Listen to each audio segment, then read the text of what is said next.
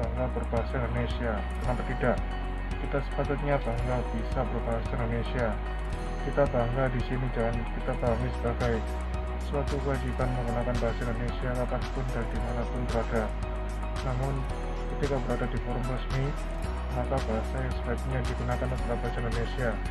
Demikian pula ketika berada di dalam lingkungan keluarga yang menggunakan bahasa daerah sebagai bahasa ibu atau bahasa pertama, maka bahasa sebaiknya digunakan adalah bahasa daerah. Memang tidak mudah untuk mengubah cara pandang kita selama ini terhadap bahasa Indonesia. Umumnya selama ini bahasa Indonesia tampak kaku, padahal tidak. Sangat banyak diksi dalam bahasa Indonesia yang dapat dipilih sesuai konteks, situasi, dan kondisi penggunaannya sehingga tidak tampak kaku. Banyaknya diksi merupakan salah satu kekayaan bahasa Indonesia yang harus dimiliki bahasa lain. Nah, yang bukan kita, siapa lagi? Bangga berbahasa Indonesia. Bangga berbahasa Indonesia. Ada alasan mengenai mengapa kita harus bangga berbahasa Indonesia. Alasan pertama, bahasa Indonesia adalah bahasa persatuan yang diraih dengan suatu perjuangan, dan perjuangan tersebut tidaklah mudah. Di tahun 1928, para pemuda dengan berani mendeklarasikan bahasa Indonesia sebagai bahasa resmi. Alasan kedua, bahasa Indonesia berasal dari bahasa Melayu.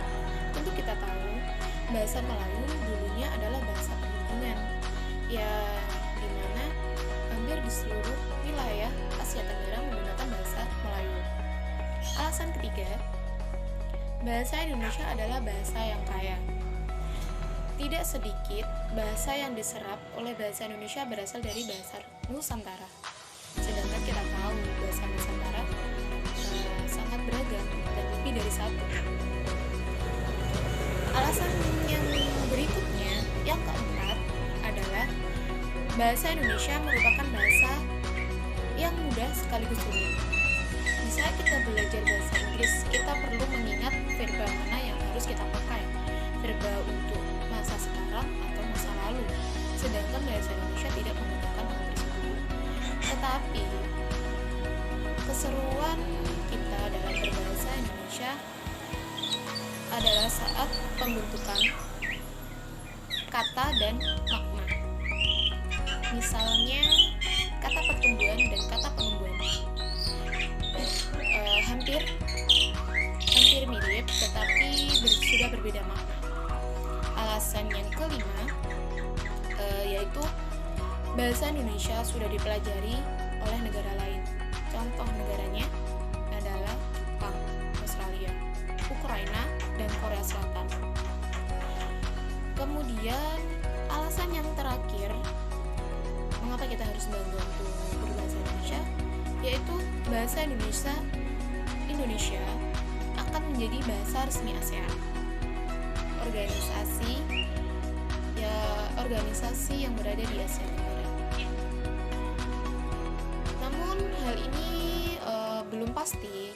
Memang belum pasti bahasa Indonesia menjadi bahasa resmi ASEAN, memang belum pasti. Namun peluang bahasa Indonesia untuk menjadi bahasa resmi ASEAN sangat besar. Menurut Profesor Berthold Damsauser, syarat sebuah bahasa menjadi bahasa internasional jika bahasa tersebut digunakan untuk diplomasi, kemudian digunakan untuk perdagangan internasional, dan kesederhanaan sistem bunyi dan gramatikal sehingga mudah untuk dipelajari. Kemudian tinggi budi dan keagungan budaya penuturnya, dan pemilih bahasa tersebut percaya diri untuk menggunakan bahasa bangsanya. Nah, itu tadi adalah beberapa alasan mengenai mengapa kita harus bangga berbahasa Indonesia. Sebagai generasi muda, sebagai mahasiswa, sebagai penerus bangsa, kita harus bangga